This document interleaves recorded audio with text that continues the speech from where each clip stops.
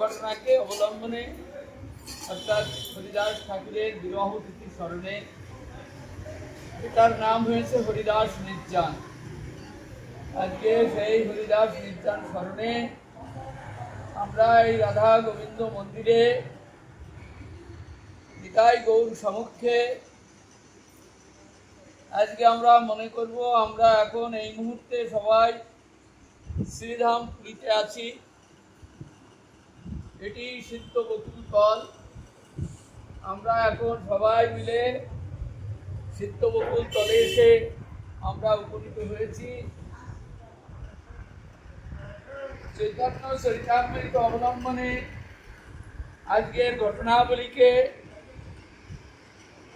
আজকে বিশ্ববাসীর দুয়ারে তুলে ধরবার জন্য আমরা একটা ছোট্ট প্রয়াস নিয়েছি।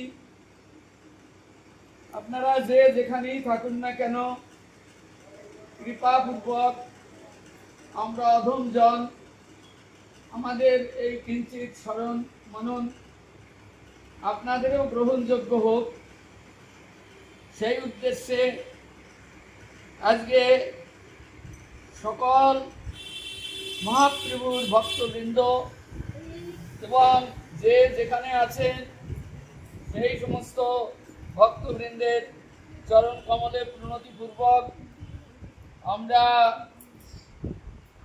এই মন্দির সম্মুখে হরিদাস ঠাকুরজি সম্পর্কে কিঞ্চিত কথামৃতে মৃত আস্বাদনে আমরা পবিত্র হলাম। হরিদাসন তম চৈতন্যং সংস্থিতমপি সন্মূর্তিং সাংকে কৃত্তা তৎপ্রভুং ননর্তয়ঃ।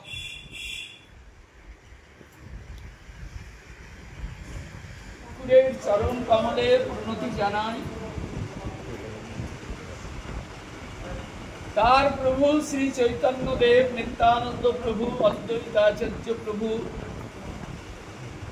মহাপ্রভুর প্রিয় পরিকর বৃন্দের চরণে আমরা কোটি কোটি প্রণাম জানাই।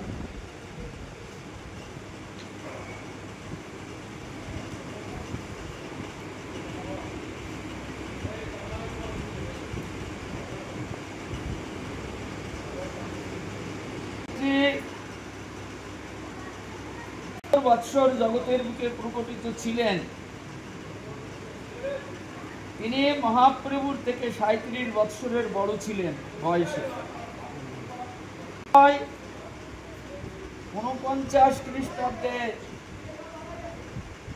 তিনি জগতের বুকে প্রকটিত হয়েছিলেন। ইনি পূর্বলীলায় ছিলেন ব্রহ্মা। আজ তিনি ঠাকুর হরিদাস রূপে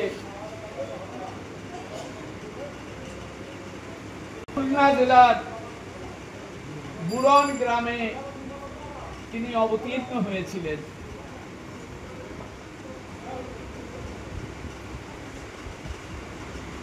আমরা এই হরিদাস ঠাকুর সম্পর্কে জানতে পারি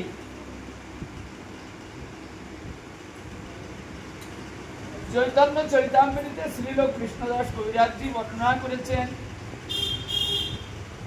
জাত কুল সব নিরর্থক বুঝাইতে প্রথমে লিখেছেন, সৎকুল বিপ্র নহে ভজনের যোগ্য, নিষ্কুল চণ্ডাল নহে ভজনের অযোগ্য, যেই ভজে সেই বড় অধমহীন ছাড়, কৃষ্ণ ভজনে নাহি জাতি কুলাদির বিচার। এই সব বেদ বাক্য সাক্ষ্য দেখাইতে ঠাকুর হরিদাস জন্মিলেন অধম কুলেতে। এখানে দেখা যায় ঠাকুর হরিদাসজি অধম কুলে জন্মগ্রহণ করেছেন। কেউ কেউ বলেন তিনি ব্রাহ্মণ কুলে জন্মগ্রহণ করেছেন। তাহলে কৃষ্ণদাস কবিরাজজি কি এতই পাগল, ব্রাহ্মণ কুলকে তিনি অধম কুল করবেন? বৃন্দাবন দাস ঠাকুর চৈতন্য ভাগবতে তিনি লিখেছেন, সৎকুল বিপ্র নহে ভজনের যোগ্য, নিষ্কুল চণ্ডাল নহে ভজনের অযোগ্য, যেই ভজে সেই বড় অধমহীন ছাড়, কৃষ্ণ ভজনে নাহি জাতি কুলাদির বিচার। এই সব বেদ বাক্য সাক্ষ্য দেখাইতে ঠাকুর হরিদাস জন্মিলেন যবনের গর্ভে। কথায় চৈতন্য ভাগবত কি মিথ্যা বচন? তাহলে আপনারা এত বড় বড় কীর্তনিয়া ওইসব কোথায় পান? ওইসব ধুয়ো। হ্যাঁ, আপনাদের গ্রন্থটা কি? অতএব ঠাকুর হরিদাস যে যবনের ঘরে জন্মগ্রহণ করেছিলেন এ বিষয়ে কোনো সংশয় নেই।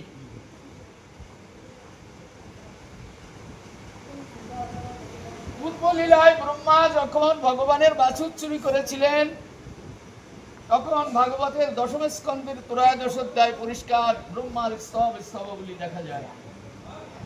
সেখানে তিনি বলেছিলেন, হে প্রভু, এ লীলায় তো আমার অধিকার হলো না, কেননা আমি ব্রহ্মা হয়ে জন্মগ্রহণ করে আমার এই অভিমান থাকায় আমি তোমাকে ব্রজে চিনতে পারলাম না। প্রভু, এর পরের লীলায় যদি তুমি আসো, তাহলে সেদিন আমাকে একটা নিষ্কুলে জন্ম দিও, যেখানে জন্মগ্রহণ করলে আমার কোনো অহংকার থাকবে না এবং আমি সকলের চরণের তলায় পড়ে প্রাণ তুমি আমাকে এই কৃপা করো। এই জন্য আজকে এই দারুণ কলিযুগ হলেও সমস্ত অবতারের অবতারই কোটি প্রাণ প্রিয় অবতার শ্রীকৃষ্ণ চৈতন্য মহাপ্রভুর আবির্ভাব। আজকে তার স্বাচ্ছন্দ্য কৃপায় আজ আচণ্ডালে তার এই লীলা মাধুরীমার মধ্যে এসে স্থান লাভ করেছে। এই জন্য ব্রহ্মা তার নিজের জন, বাইরের কেউ নয়।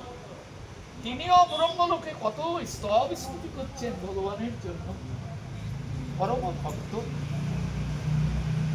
তো ভগবান এই মধুর গৌর লীলায় তিনি যত কালেছেন এই গৌর লীলায় হরিনাম সংকীর্তন করিয়ে কলির জীবকে উদ্ধার করবার জন্য সকলকে নিয়ে এসে তিনি খোল করতালে হরিনাম সংকীর্তন করে চলেছেন।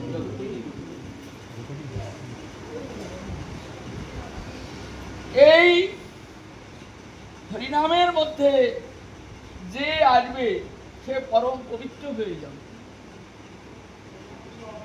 তাই এই অপবিত্র কুলে জন্মগ্রহণ করেও যে ভগবানের অতি প্রিয় হতে পারে, তার জন্যই মহাপ্রভুর এই ভুবন গুলা লীলা। যে বর্ণে এই যুগে যে বর্ণে যেই জন্মগ্রহণ করুক না কেন, সে খ্রিস্টান হোক, বৌদ্ধ হোক, জৈন হোক, ইহুদি হোক, মুসলমান হোক, সকলকে হরিনাম করবার অধিকার দেওয়ার জন্যই ভগবান এত কৃপার হাতখানি বাড়িয়ে দিয়েছে আজ কলিহত যুগের দুয়ারে।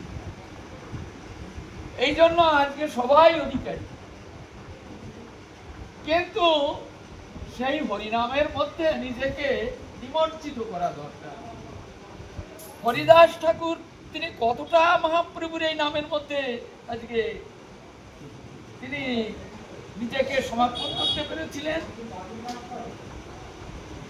হরিদাস ঠাকুরের জীবন অনেক বড়, ছোট্টখাটো ভাবে সংক্ষিপ্ত ভাবে এসব বলা যায় না, তথাপিও সময় অল্পের জন্য আমি কিছু সংক্ষিপ্ত ভাবে আমরা আস্বাদনটা নিচ্ছি। হরিদাস ঠাকুর এই পুরন গ্রামে যখন জন্মগ্রহণ করেছিলেন তখন পূর্বলীলায় যিনি ভগবানকে সাক্ষাৎ দর্শন করেছেন বৃন্দাবনে, যার আত্মা ভগবত দর্শন করেছে, লীলার পরিবর্তন, আত্মার পরিবর্তন নেই, একই আত্মা লীলার সঙ্গে সঙ্গে পরিবর্তনের সঙ্গে সঙ্গে সে সেইখানে এসে ভগবানের যেমন ইচ্ছা তেমনি উপকৃত হয়, তিনি তেমনি লীলা করান তাকে দিয়ে। তাই ব্রহ্মা যে ভগবানকে দেখেছিলেন সেই যে আক্ষেপ তার মধ্যে যে সেই যে ভগবান কৃপা পেলেন না, সেই যে অনুরাগ, সে অনুরাগে তার হৃদয় এই যে অনুরাগে ব্রহ্মার হৃদয় ভরা, তাই তিনি যা চেয়েছিলেন আজকে মহাপ্রভু এমন অবতারে এসেছেন, এমন স্বরূপে এসেছেন, এমন কৃপা নিয়ে এসেছেন যে যা চেয়েছিলেন তার মনোবাসনা সেইভাবেই তিনি পূর্ণ করেছেন। অপূর্ণ রাখেননি কারুর মনের বাসনা। তাই হরিদাস ঠাকুর চেয়েছিলেন আমাকে নিজ করে জন্ম দিও, দেখুন দিলেন, যেন তিনি সকলের চরণের তলায় পড়ে প্রাণ ভরে ভগবানের নাম গুণ কীর্তন করে জীবনকে তিনি উৎসর্গ করতে পারেন। তাই তিনি করেছেন। যেখানে ভগবানের ভক্তরা এগিয়ে এসে থাকতেন, হরিদাস ঠাকুর থাকতে সামনে আছে, কোন মন্দিরে ঢুকেননি, নিজের দৈন্য প্রকাশ করেছেন, আমি নিজ জাত, আমার এখানে অধিকার।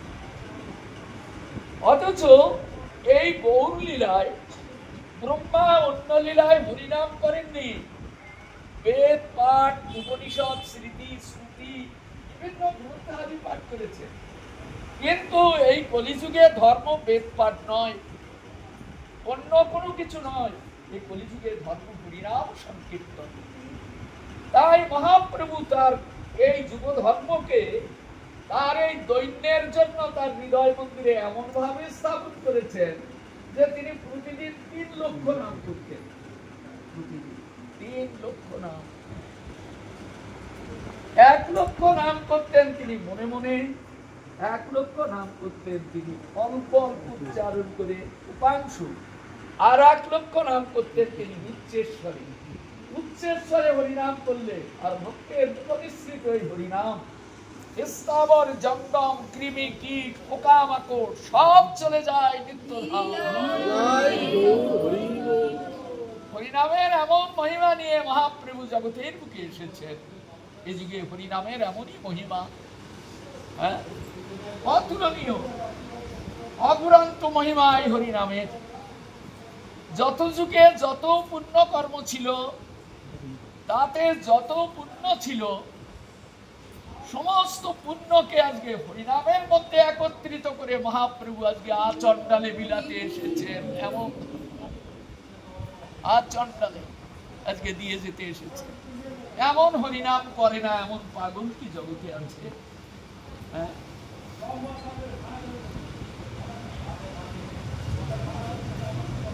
এই হরিদাস ঠাকুর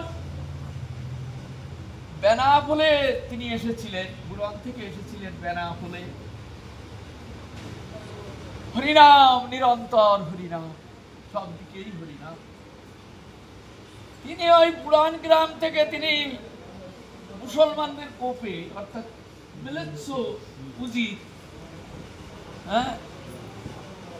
সে হরিদাসের মুখ থেকে হরিনাম পরিত্যাগ করিয়ে কলমা তাকে মুসলমান ধর্মের সব কিছু তাকে অবলম্বন করিয়ে ছাড়বে। এই জন্য হরিদাসকে বললেন, তুই হরিনাম পরিত্যাগ কর, নইলে তোর ভালো হবে না, তুই কিন্তু দণ্ড পাবি। নবাব তোকে কঠোর দণ্ড দেবে, সাবধান, তুই হরিনাম পরিত্যাগ কর। হরিদাস ঠাকুর হরিনাম পরিত্যাগ করতে পারলেন না। কেননা কলিযুগে এমন হরিনামের এমন মাধুরীমা, কারুর জিহ্বায় যদি একবার প্রবেশ করে তো জিহ্বাটা ছাড়ে না, প্রবেশ করাতে পারলে তার জিহ্বাটা ছাড়ে না। হরিদাস ঠাকুর মহাপ্রভু তার ব্রহ্মা তো তার নিজ পরিকর, তার চাহিদা অনুসারে আর এই হরিনামের মহিমা জগতের থেকে তিনি সর্বোচ্চল করবার জন্য হরিদাস ঠাকুরের মুখে তিনি 3 লক্ষ হরিনাম শুনলেন। হরিদাস যত বড় হতে লাগলেন তত হরিনামের প্রতি তার প্রগাঢ়তা দিনে দিনে পরিবর্তিত হতে লাগলো। তাকে নাম ছাড়তে বলা হয়, তিনি রাজি হলেন না। প্রদীপ তাকে দণ্ড দিতে নিয়ে চলেছে, হরিদাস ঠাকুর হরিনাম করতে করতে চলেছে। চৈতন্য ভাগবতে দেখা যায় হরিদাস ঠাকুরকে এরকম হরিনাম করে বলে তাকে দণ্ড দিতে নিয়ে চলেছে। দেখে শুনে কারাগারের মধ্যে যত কারাগারের সমস্ত কয়েদি ছিল তারা গেটের সামনে এসে দর্শন করছে। আহা, হরিদাস ঠাকুরের প্রতি এই অত্যাচার তাদের সহ্য হচ্ছে না। হ্যাঁ, হরিদাস ঠাকুর তাদেরকে আশীর্বাদ করছেন, তোমরা যেমন আছো এরকম থাকো। তারা দুঃখ পেলেন, আমরা সারা জীবন এই কারাগারে থাকবো, এই কথা তুমি বললে ঠাকুর? হ্যাঁ, একই কথা বললে। হরিদাস ঠাকুর বলছেন, ভাই সাহেব, তোমাদের আমি ও কথা বলিনি, আমরা বলেছি আজকে আমাকে মারবে, হ্যাঁ, এই জন্য আমাকে নিয়ে চলেছে, তার জন্য তোমরা দুঃখ করে আজকে ভগবানের কথা তোমরা চিন্তা করছো। আমাকে দেখতে এসেছো মানে তোমাদের ভগবানের কথা চিন্তা হয়েছে, তাই এইরকম ভগবানকে তোমরা নিরন্তর চিন্তা করো, তোমাদের মঙ্গল হবে। হ্যাঁ, তাহলে তোমাদের মঙ্গল হবে। চলে গেলেন, আশীর্বাদ করে দিলেন। হরিদাস ঠাকুরকে নিয়ে সেইখানে উজির নিয়ে হাজির করলেন নবাবের কাছে। হরিদাস ঠাকুরকে বললেন, তুমি মুসলমান হয়ে কেন তুমি এই হিন্দুয়ানি করছো, তুমি ওটা পরিত্যাগ করো। দেখো না, তোমাকে পরিত্যাগ করতে বলছে সব মুসলমানরা, তুমি ওটা পরিত্যাগ করো। বললেন, না, আমি ওটাকে পরিত্যাগ করতে পারবো না। উজির উঠে বলছে, পরিত্যাগ করবি না, তার তো কপালে কষ্ট আছে। কিন্তু নবাব বলছেন, দেখো তোমাকে কিন্তু ওরা মারবে, আমি কিন্তু কিছু দিতে পারবো, তুমি পরিত্যাগ করো। হরিদাস ঠাকুর বারবার বলছে আমি পরিত্যাগ করতে পারবো না, তবে ওদের পরিত্যাগ করাবেই। তখন হরিদাস ঠাকুর বললেন, খণ্ড খণ্ড হয় যদি যায় দেহ প্রাণ, তথাপি বদনে না ছাড়িব। এ দেহটাকে যদি ওরা কেটে খণ্ড খণ্ড করে ফেলে দেয় তো আমি হরিনাম পরিত্যাগ করবো না। কি করবে এখন তোমরা? হরিনাম পরিত্যাগ করবে না? বলেন, ওকে বাইর বাজারে বেত্রাঘাত। বাইর বাজারে বেত্রাঘাত, বাইর বাজারের নাম আছে। কেউ কেউ বলে একটা বাজারকে বাইর বাজার বলা হয়েছে, না, 22টা বাজার, 22টা বাজারের নাম আছে। আমার সময় সংক্ষেপ। খুলনায় মেরেছে, যশোরে মেরেছে, শিয়াল কলকাতায় এনে মেরেছে, এরকম বাইর বাজারে হরিদাস ঠাকুর মেরেছে। বাইর বাজার, সপ্তগ্রাম, নবদ্বীপ, বাইর বাজারে মেরেছে। কিরকম ভাবে? 4 জন করে বাইক, এই মোটা গল্লা বেত, সকাল থেকে পেটাতে শুরু করে দিয়েছে আর সন্ধ্যা পর্যন্ত পিটিয়েছে। 4 জনে বাঁচে, কোনো মানুষ একজনে কয় বাড়ি খাবে? 5-10 বাড়ি গেলে যেইজন শেষ হয়ে যাবে। হরিদাস ঠাকুরকে সারাদিন মেরেছে, মারতে মারতে হাঁপায় গিয়ে বলছে যে আর পাচ্ছি না। ওর তো কিছু হলো না, ওর কিচ্ছু হলো না। হরিদাস ঠাকুরকে যে মেরেছে তার গায়ে এরকম বেদগুলি ভেঙে গেছে, কিন্তু হরিদাস ঠাকুর কিছু টের পায়নি। গৌরগণের দীপিকায় দেখা যায় হরিদাস ঠাকুর তার পূর্বলীলায় তিনি প্রহ্লাদ ছিলেন। প্রহ্লাদ যেমন কিছু টের পায়নি, এত অত্যাচার হিরণ্যকশিপুরের, প্রহ্লাদ কিছু টেরই পায়। তেমনি বাইর বাজারে বেত্রাঘাতে হরিদাস ঠাকুর কিছু টের পেলেন না। হ্যাঁ, এরকম করে বাইর বাজারে এক এক দিন এক এক বাজার, মানে 22 দিন বাইর বাজারে মেরেছে। মারার পরে বলছে তো মূল্য না। উজির বলছে যদি না মরে যারা মেরেছো তাদের আমি দণ্ড দিয়ে ছাড়বো। হ্যাঁ, খাতির করে মেরেছো না। হ্যাঁ, কিন্তু হরিদাস ঠাকুর মার খাচ্ছেন, ভগবানের কাছে প্রার্থনা করছেন যে প্রভু ওরা কিছু বোঝে না, ওদের তুমি দুঃখ দিও না, কষ্ট দিও না, আমাকে মারছে। এখন ওরা যে প্রার্থনা করছে তো মহাপ্রভু ওদেরকে কষ্ট দিতে যাচ্ছে। কি করে কষ্ট দেবেন? ভক্তের প্রার্থনা ভগবান সবসময় রক্ষা করে। আমরা হয়তো মনে করি ও তো ভগবানের ভক্তর কি দাম আছে, কিন্তু ভগবানের কাছে অনেক দাম আছে। একটা ভক্তের অনেক দাম। ভগবান বলেন আমি আমার নিজের বাক্যকে আমি লঙ্ঘন করি, কিন্তু আমার ভক্তের বাক্যকে আমি কখনো লঙ্ঘন করি না। অতএব হরিদাস ঠাকুর এমনি করে বাইর বাজারে বেত্রাঘাত খেয়ে তার মৃত্যু হলো না, চুপ করে বসে আছে আর ভেতরে হরিনাম করে চলেছে। হরিনাম, নাম বন্ধ নেই, নাম চলছে। শ্রীমদ্ ভাগবত বলেন প্রলয়াংহি গমিষ্যন্তি শ্রীমদ্ ভাগবত নেই কলির দোষায় ইমে সর্বে সিংহ শব্দাদ বৃকাইব। শ্রীমদ্ ভাগবত বলছেন, আমি কিন্তু কিছু বলছি না, ভাগবত বলছেন মহাপ্রলয় আসছে, সব ভেঙে ছুড়ে চুরমার হয়ে যাচ্ছে, ঢুকে যাচ্ছে, বাড়ি ঘর ডুবে যাচ্ছে, জলের তলায় চলে যাচ্ছে সব, তোমার বাড়ি যায় যায় এমন অবস্থা, আরে দাঁড়িয়ে আছো।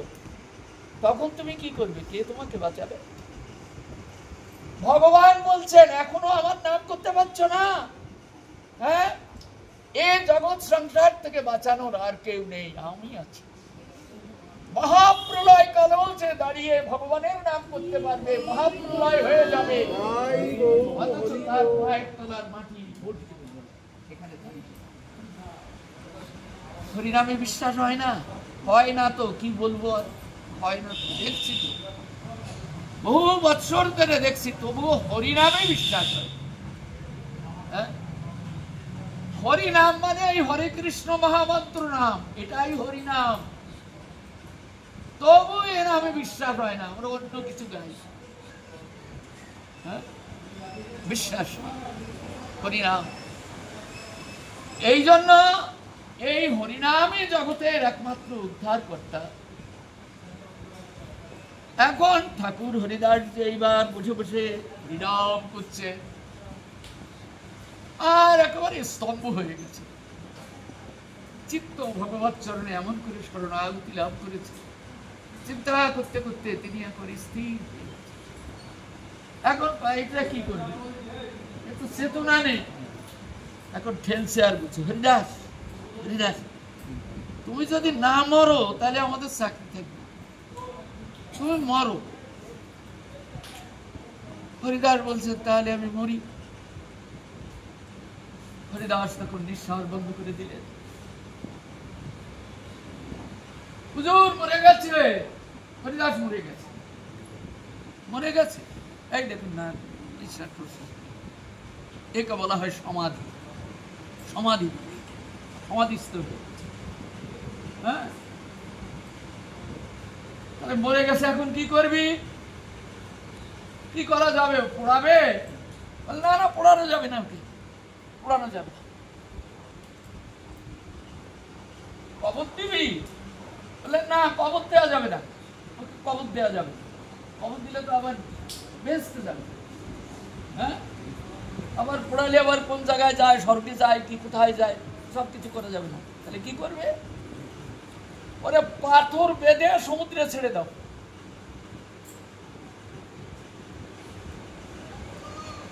একটু ভুল বললাম, সমুদ্র নয়, গঙ্গায়। পাথর বেঁধে গঙ্গায় ছেড়ে দাও। হরিদাস ঠাকুরকে পাথর বেঁধে গঙ্গায় ছেড়ে দিল।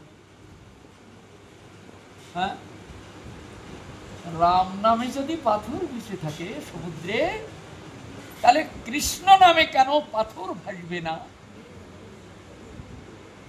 তাই হরিদাস ঠাকুরের হরিনামে পাথর ফেলা হয়ে ভেসে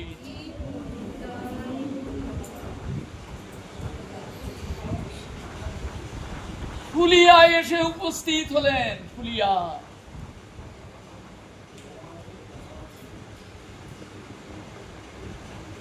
হরিদাস ঠাকুর এখানে এসে উঠলেন।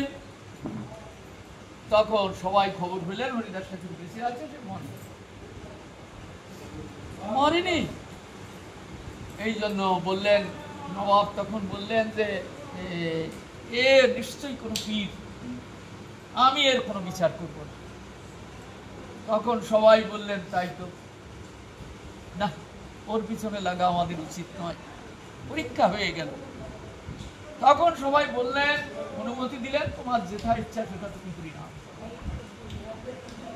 হরিদাস ঠাকুর এমনি ভাবে হরিনাম করতে লাগলেন, যেখানে খুশি হরিদাস ঠাকুর যেতে লাগলেন। হ্যাঁ, হরিদাস ঠাকুর এই সপ্তম গ্রামে এসেছিলেন। সেখান থেকে তিনি বিভিন্ন স্থানে তিনি পরিভ্রমণ করতে লাগলেন। যখন হরিদাস ঠাকুর তার মাতৃবিয়োগ হলো, মা মারা গেল, চিন্তা করলেন শ্রাদ্ধ করলে তো লোকজন খাওয়াতে হয়। হ্যাঁ, কিন্তু অদ্বৈত আচার্য প্রভু তো সাধারণ আমাদের মতো মানুষ নয়, তিনি মহাবিষ্ণুর অবতার। তিনি চিন্তা করলেন কতগুলো লোক খাওয়ালে তাতে কি হবে, তো পয়সাই খরচ, কাজের বেলায় তো কিছু হবে। হ্যাঁ, আমরা মনে করি লোক খাওয়ালে ওলাই কত, যত লোক খাওয়াবে তত পূর্ণ হবে। কিন্তু অদ্বৈত আচার্য প্রভু মহাবিষ্ণু তিনি বিচার করছেন, এর থেকে যদি এক মূর্তি বৈষ্ণব সেবা দেওয়া যায় তোমার কুল উদ্ধার হবে। আমি কেন এই লোকের এই কষ্ট করে এই সব হাজার হাজার লোক আমি খাওয়াবো ইত্যাদি, আমি কারোর কথা শুনবো। মাতৃ শ্রাদ্ধ যেদিন হলো তার আগে হরিদাস ঠাকুরকে নিমন্ত্রণ করতে, হরিদাস যদি খায় তাহলে আমার মায়ের শ্রাদ্ধটা সার্থক। অদ্বৈত আচার্য প্রভু হরিদাস ঠাকুরকে ফুলিয়ায় নিমন্ত্রণ করতে গেলেন। আমরা শান্তিপুরের ফুলিয়া বেশি দূরে নয়। হরিদাস ঠাকুরকে গিয়ে নিমন্ত্রণ করলেন। হরিদাস ঠাকুর বললেন, আচার্য প্রভু আপনি একই কথা বলছেন, আপনারা কোথায় ব্রাহ্মণ, উচ্চকোটি ব্রাহ্মণ, আর আমি কোথায় এক হীন জাতি, অস্পৃশ্য, নগণ্য। হ্যাঁ, বলেছ আমি, আমাকে আপনি খাওয়াবেন? এটা কোনো কথা? এটা কখনো হতে পারে? তো ব্রাহ্মণরা আপনাকে তাহলে সম্মানই দেবে না, আপনি ফিরে যান। অদ্বৈত আচার্য প্রভু বলছেন, হরিদাস তোমায় খাওয়ালে হয় কোটি ব্রাহ্মণ ভোজন, তোমার মতো এক মূর্তি বৈষ্ণব যদি ভোজন দেওয়া যায় তো 1 কোটি ব্রাহ্মণ খাওয়ালে যে ফল হয় তার থেকে বেশি। দেখুন হরিনামকারী ব্যক্তির দামটা কত, হরিনামকারী ব্যক্তির দাম। ওকে খাওয়ালাম, তোমাকে খাওয়ালাম, কে খাওয়ালাম, তোমাকে কোনো ফল নেই, কিচ্ছু ফল নেই। অদ্বৈত আচার্য প্রভু বলে দিচ্ছে। হ্যাঁ, অতএব হরিনামকারী ব্যক্তিকে যদি আমি প্রসাদ পাওয়াতে পারি তাহলে এক হরিদাসকে খাওয়ালে হয় 1 কোটি ব্রাহ্মণ। আর সমতুল্য না, তার থেকে বেশি। হরিদাস ঠাকুর এলেন অদ্বৈত আচার্য প্রভুর বাড়িতে। সেদিন ব্রাহ্মণরা রেগে আগুন হয়েছিল, আগুন যা খেয়ে যাওয়ার সময় মেরে ফেলে দেবো রাস্তায়। এত আস্পর্ধা ছিল জাতি।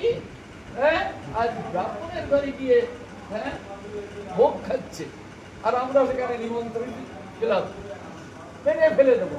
সব দাঁড়িয়ে আছে। হরিদাস ঠাকুর ভগবানের নাম করতে করতে কোন দিক দিয়ে চলে গেলেন তাকে দেখতেই ফেলে। তাদের চোখের সামনে দিয়ে চলে গেলেন, কেউ দেখতেই ভগবানের নামের কি মহিমা এই যুগে। এতেও নামে বিশ্বাস হয় না, এটা গাইবে ওটা গাইবে আর মনে করো বড় যজ্ঞ করছি, আমার কত পুণ্য হবে। কিচ্ছু হবে না, এখনো জানো কিচ্ছু হবে না। যারা এই পথগুলি দেখাচ্ছে সব ভ্রান্ত ধারণা, এতে কোনো কাজ হয় না। শাস্ত্র তো তাহলে শাস্ত্র মিথ্যা হয়ে যায় না? হ্যাঁ, শাস্ত্র আমি যে বলছি এটা সারা দেশে চলে যাচ্ছে। আমার কথা যদি ভুল হয় মানুষ আমাকে পাগল বলবে না? হ্যাঁ, তো হরিদাস ঠাকুর এইবার অদ্বৈত আচার্য প্রভু চিন্তা করলেন এরা তো আমার প্রতি ক্ষিপ্ত হয়ে আছে, তো একদিন আমি এদেরকে খাওয়াবো। একদিন সমস্ত ব্রাহ্মণকে নিমন্ত্রণ করলেন এবং হরিদাস ঠাকুরকে নিমন্ত্রণ করলেন। সবাইকে এক একটা আলাদা আলাদা জায়গা দিলেন, সবাই চাল ডাল তরি তরকারি সমান করে দিলেন। হরিদাস ঠাকুর কি করলেন, হরিনামের দ্বারা আগুন জ্বালিয়ে তিনি রান্না করে ভোগ লাগিয়ে খেয়ে চলে যাচ্ছেন। ব্রাহ্মণরা বলছেন, আরে আচার্য প্রভু তুমি আগুন টাগুন দেবে না? বললেন, কেন? ব্রাহ্মণের তো মুখে আগুন জ্বলে, তা তোমরা মুখ দিয়ে আগুন জ্বালায় নাও। বললেন, তাই এই কলিযুগে জ্বলে নাকি? বলে, জ্বলে কিনা দেখো। ওই দেখো হরিদাস রান্না করে খেয়ে ভোগ লাগে ওই চলে গেল। তখন ব্রাহ্মণদের চোখটা খুলল, আমরা এসব কি করছি? আমি বহুবার এসব কথা বলি, কিন্তু কারোর চিত্তে ঢুকে না, চিত্তে ঢুকে না, প্রবেশ করে না।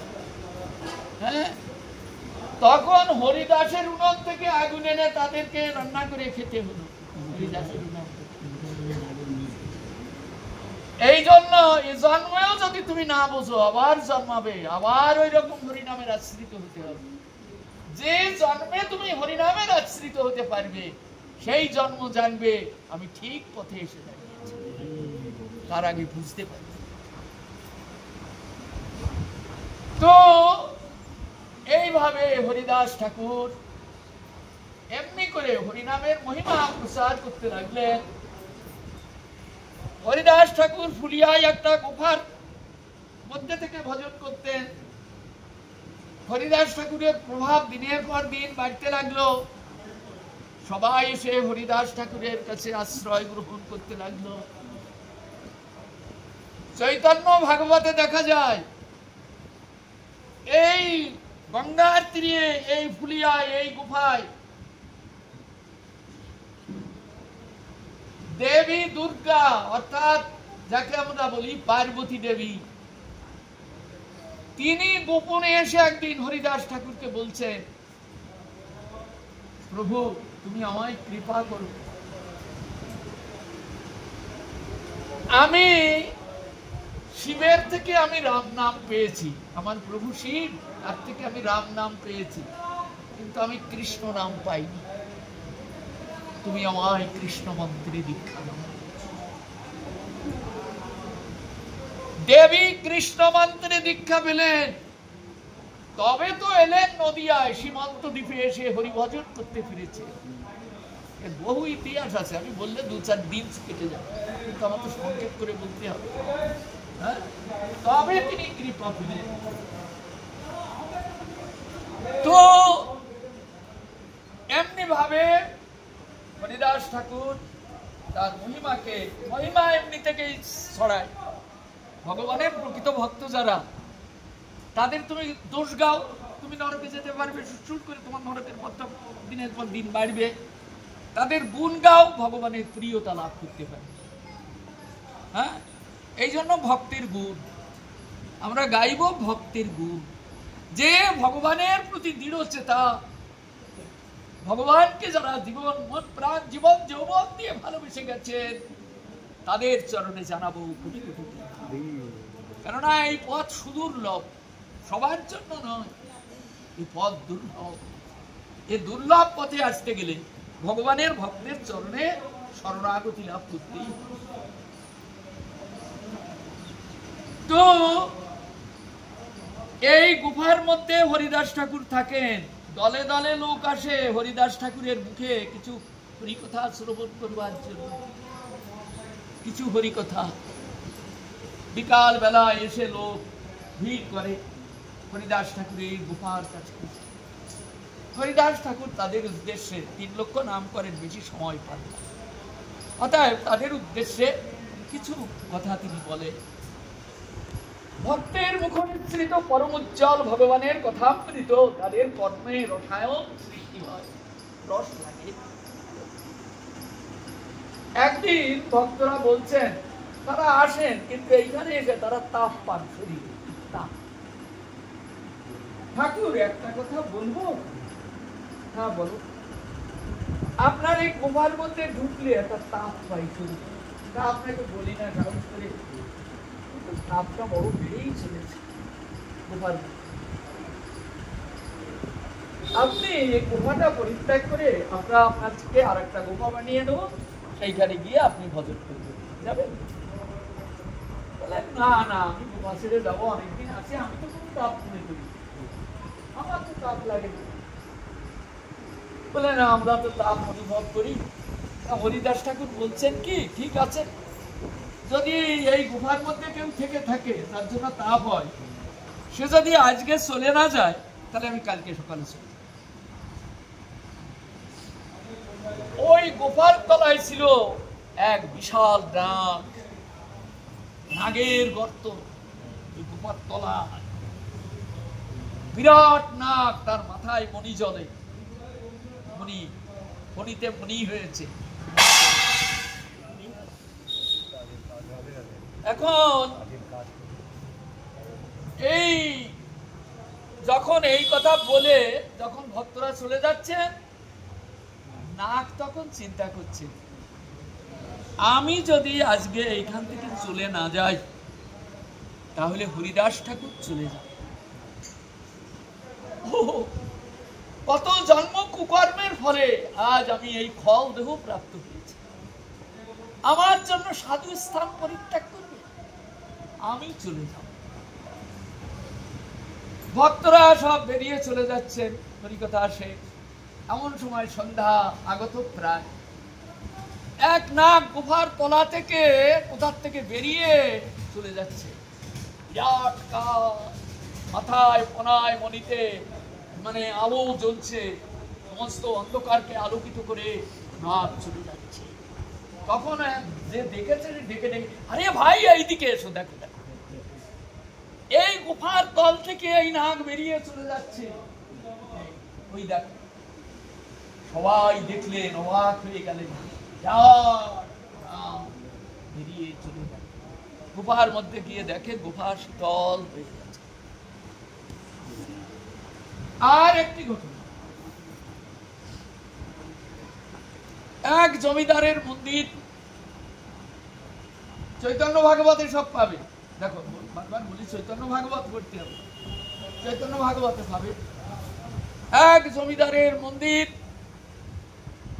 সেইখানে এক সাপুড়িয়া এসেছে।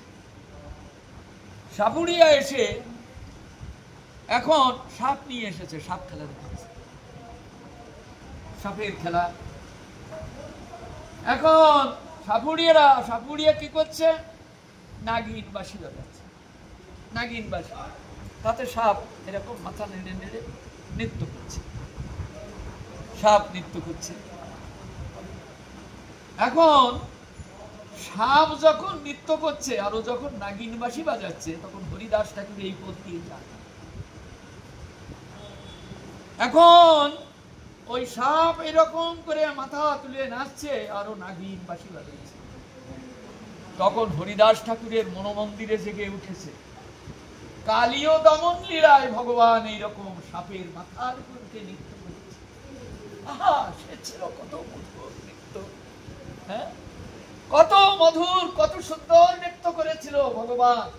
এই কথা মনে করবার সঙ্গে সঙ্গে হরিদাস ঠাকুরের সেই স্মৃতি হৃদয় মন্দিরে মানে এমন ভাবে পরমোজ্জ্বল হয়ে উঠলো যে মনের যা কিছু ছিল সব চলে গেল, শুধু ওই স্মৃতিতে হৃদয় ভরে উঠল। তখন ওই বাঁশিটা বাজাচ্ছে তো, ওই বাঁশির বাজনাকে মনে করছে গোবিন্দের সেই সুমধুর বংশী। হরিদাস ঠাকুর তখন ওইখানে পড়ে, যেখানে নাগিন বাঁশি বাজিয়ে সাপুরিয়া নৃত্য করছিল, ওইখানে হরিদাস ঠাকুর নেমে ওইখানে নৃত্য করতে লাগলেন। সাপুরিয়া তখন এক পাশে নিয়ে দাঁড়ায়, আর হরিদাস ঠাকুর এমন নৃত্য করলেন, সেই কালীয় নাগের মাথার উপর ভগবান যেমন নৃত্য করেছিল, আবেশে হরিদাস ঠাকুর এমন নাচলেন, সবার দেখে মনে হতে লাগলো ওই তো কৃষ্ণ কালীর মাথায় নৃত্য করছে, পরম মধুর নৃত্য করছে। হরিদাস ঠাকুর উঠে চলে গেলেন, সবাই তাকে বাহবা দিতে লাগলো। সুন্দর হরিদাস ঠাকুরকে এত বাহবা দিতে শুনে এক ভঙ্গ বিপ্র, সে মনে মনে চিন্তা করলো, নাচতে পারলেই বোধহয় বাহবা পাওয়া যায়। এখন ওই ঢঙ্গ বিপ্র হরিদাস ঠাকুর চলে যাওয়ার পরে ওই ঢঙ্গ বিপ্র ওইখানে নেমে নাচতে আরম্ভ করলো। তখন ওই যে নাগিন বাঁশি বাজাচ্ছে যে সাপুরিয়া, তার বাঁশির তালে ওর পায়ের তাল মিলছে। তালে মিলিয়ে গান করা আর ওই কুকুরের মতো চিৎকার করা, এতে তফাৎ আছে। তো তালে মিলিয়ে যখন গান গাইছে, হরিদাস ঠাকুর যখন নৃত্য করেছে, তখন তার চরণের ভঙ্গি ছিল গোবিন্দ চরণের অনুরূপ। এ ঢঙ্গবিপ্র তো গোবিন্দের কোনো স্মরণই নেই, এ তো প্রতিষ্ঠা যশের জন্য এসেছে, বোধহয় নাচলে বোধহয় লোকে আমাকে বাহুবা। হরিদাস ঠাকুরকে কি বাহুবা দিল, আমি একটু নেচে যাই, অনেক লোক আছে। ওই যখন দেখে যে আমার বাঁশির সুরের সঙ্গে তালের সঙ্গে কিছু মিলে না, এরকম পা ফেলছে এমন, এর সঙ্গে কিছু মেলে না, তখন সাপুরিয়ার গেছে রাগ হয়ে গেলে ওই সাপুরিয়ার হাতে ছিল একটা বেদ, ওই বেদ দিয়ে সব করে 4-5টা বাড়ি মেরে চলবে। বাড়ি মারলে এখন পালাই করে এখানে পালাচ্ছে, মেরে ফেলে দেবে আমাকে, পালাচ্ছে। এখন সাপুরিয়া দাঁড়িয়ে আছে রাগের চোখে, শয়তান। এখন সাপুরিয়াকে সবাই জিজ্ঞাসা করছে, সাপুরিয়া একটা কথা তোমার কাছে কি কথা? বললেন হরিদাস ঠাকুর যখন নৃত্য করছিল তখন এক মাসে চুপ করে তুমি দাঁড়িয়েছে, সে নৃত্য করে চলে গেল, তাকে তো তুমি কিছু বললে না। আর এই বিপ্র নৃত্য করতে লাগলে তুমি তাকে 4-5টা বাড়ি মারলে, আর তার পিঠ কেটে দেখো রক্ত বেরোচ্ছে, মারলে কেন একে? ভাই সাহেব, তোমরা কি কিছু বোঝো ধর্ম কর্ম বোঝো কিছু? ধর্ম তো অনেক আছে, এক একজন একটা নিয়ে বসলে একটা ধর্ম, কিন্তু ধর্ম কর্ম বোঝো কিছু? বললেন কেন? বলেন হরিদাস ঠাকুর যখন নৃত্য করেছিল তখন ভগবত আবেশে নৃত্য করেছিল, সবার মনে হচ্ছিল যেন গোবিন্দ কালীর মাথার উপর নৃত্য করছে। আর ওই বেটা এসেছে বোধহয় নৃত্য করলেই লোকের বাহুবা পাওয়া যায়, হ্যাঁ, যশ কিনতে এসেছে। হ্যাঁ, ধর্মটা কি যশের জন্য? যশ কিনতে আসার জন্য? হ্যাঁ, সক্রিয় ভগবত ধর্ম যে নিষ্ঠার সঙ্গে প্রতিপালন করবে, ভগবান তার পুত্র। তাই আমি হরিদাস ঠাকুরকে আমিও বাহুবা দিয়েছি। কি সুন্দর দেখলাম আমার জীবনে, আহা, সত্যিকারের মানুষ জগতে, ভগবান সত্যি মানুষ। আরে পিঠের খাওয়ার জন্য পিঠের খেয়ে গেল, কেন নাচতে এনেছে? তালের সঙ্গে মেলে না, তার লয় কিছু জ্ঞান নেই। হ্যাঁ, হরিদাস ঠাকুর এইখান থেকে চলে গেলেন। এইভাবে হরিদাস ঠাকুর জগতের বুকে হরিনামের প্রভাবে তিনি সকলের মাথার মুড়ি।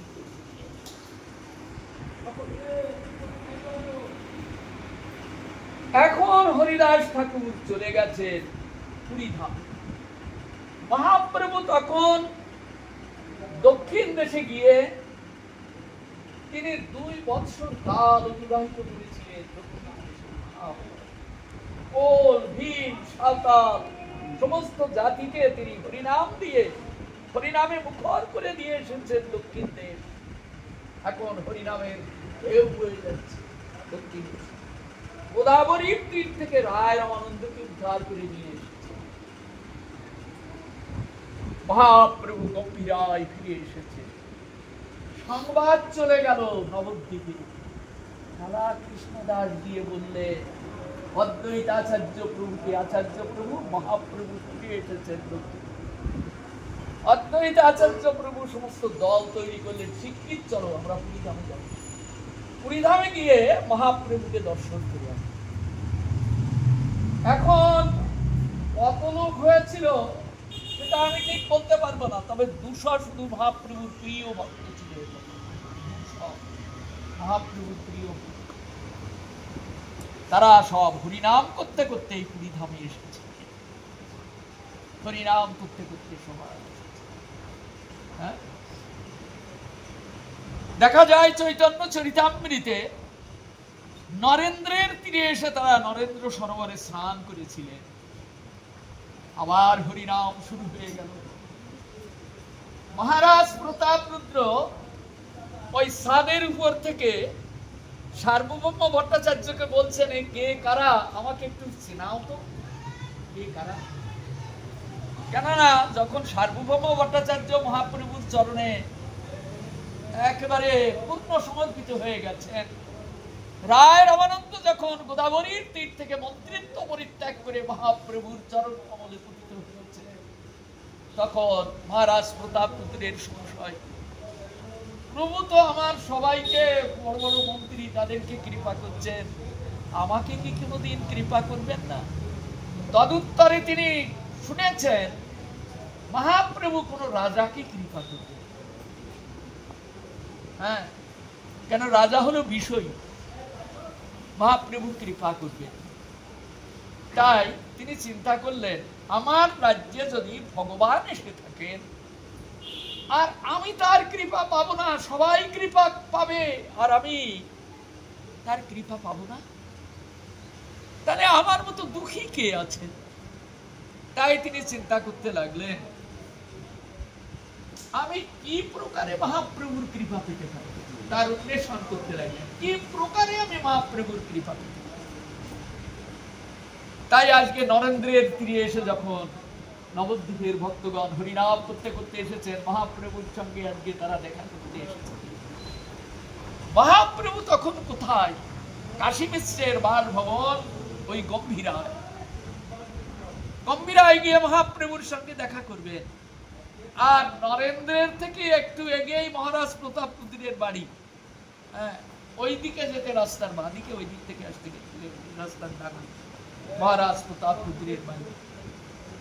উনি আজকে নবদ্বীপের ভক্তরা আসবেন শুনে উনি খুব চিন্তা করছেন, কারা এমন ভাগ্যবান যারা মহাপ্রভুর সঙ্গে এমনি প্রাণে প্রাণে মিশে গেছে, হ্যাঁ, আমাকে দেবে না দেখা, আর তারা এমনি করে মহাপ্রভুর এত প্রিয়জন, আমি দেখবো এইবার তারা কারা।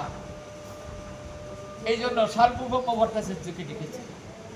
ভট্টাচার্য এসে বলছেন, মহারাজ আমি সবাইকে চিনি না, আমি তো এই কদিন হলো তার কৃপা পেয়েছি, আমি এখনো সবাইকে চিনি, তবে গোপীনাথ সবাইকে চিনি। হ্যাঁ, গোপীনাথ হলো সার্বভৌম ভট্টাচার্যের ভগ্নিপতি। তাহলে গোপীনাথকে ডাকা যাক। গোপীনাথ এলেন, তিনজনে গিয়ে ছাদে উঠলো। ছাদে উঠলে এদিকে মহাপ্রভু পাঠিয়ে দিয়েছেন গোবিন্দকে। হ্যাঁ, গোবিন্দকে। গোবিন্দ এসেছে মালা চন্দন নিয়ে।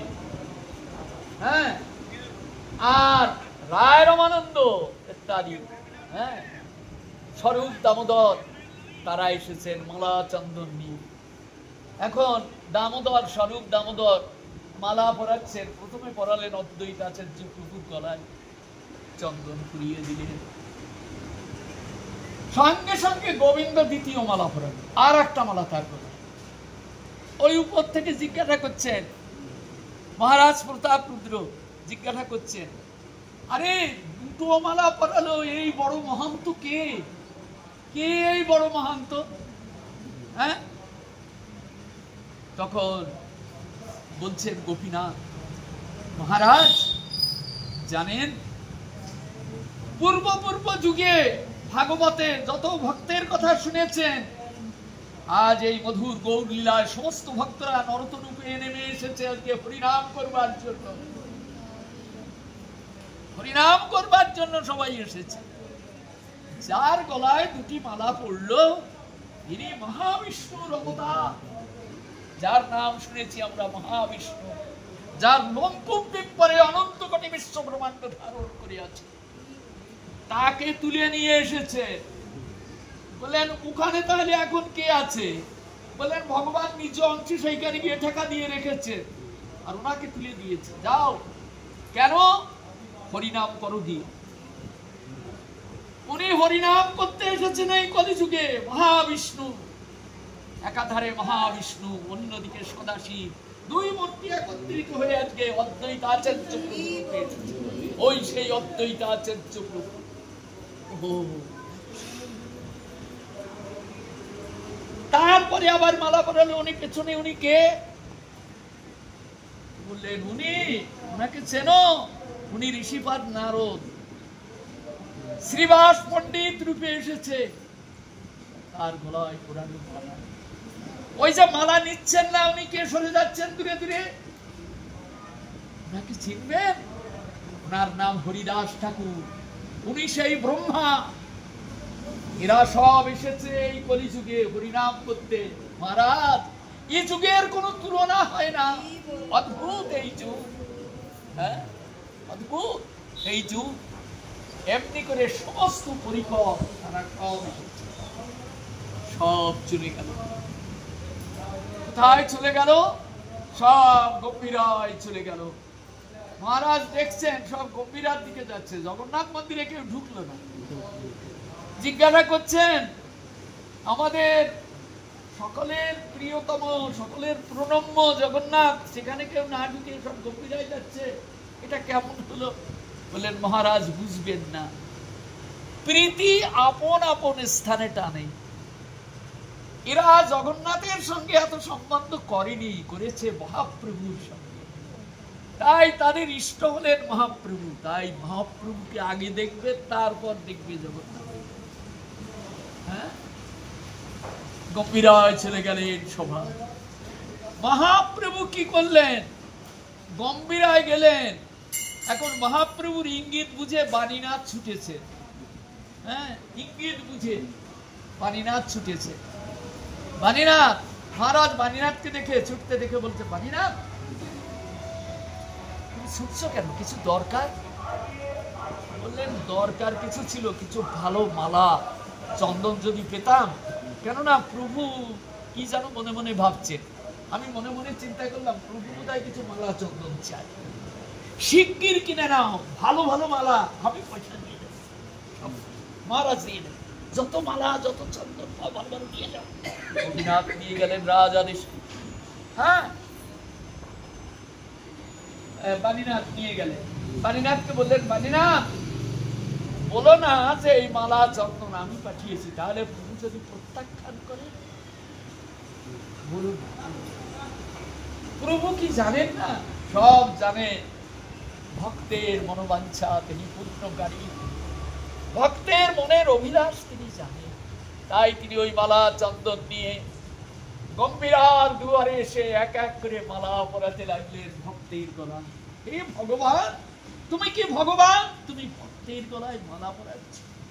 ভগবান বললেন, ভক্ত আমার প্রিয়, আমি আমার কাছে যত প্রিয় নই তার থেকে অধিক প্রিয় আমার ভক্ত। তাই মহাপ্রভু এক এক করে সকলের গলায় মালা চন্দন পরিয়ে সব পাঠিয়ে দিলেন গম্ভীরার মধ্যে। গম্ভীরায় পাঠিয়ে দিলেন। হ্যাঁ, সব গিয়ে বসলেন। আরো দেখে অনেক মালা আছে। এত মালা আসছে রাজার থেকে, এত মালা। প্রভুর কত চাই। কেননা প্রভু যদি আমার প্রতি একটু কৃপা দৃষ্টি পান, তাহলে আমারই জনম ধন্য। আরো মালা, ভালো ভালো মালা চন্দন দেখে প্রভু চিন্তা করলেন আর একটা করে মালা পরায়। এখন আর একটা করে মালা পরাচ্ছেন আর জিজ্ঞাসা করছেন, আচার্য প্রভু ভালো আছে? আচার্য প্রভুর চোখ দিয়ে জল ফেলছে। প্রভু তোমা বিনে ভালো আছি করে তুমি বলবে? এমনি করে সবার চোখে জল। মহাপ্রভু প্রেম মানে চোখে আসে জল, কিন্তু প্রেমের সাগর, প্রেমের সাগর নিত্য উত্তাল তরঙ্গে চলছে। ওই সাগরে যে নামবে তাকে ভিজতেই হবে। তাই এক এক করে প্রভু সকলকে মালা চন্দন করিয়ে আলিঙ্গন করে শিবানন্দকে গিয়ে মালা চন্দন পরাচ্ছেন। পথের সমস্ত খরচা বহন করেছে শিবানন্দ। এই ভক্তদের সমস্ত খরচা বহন করেছে এই শিবানন্দ।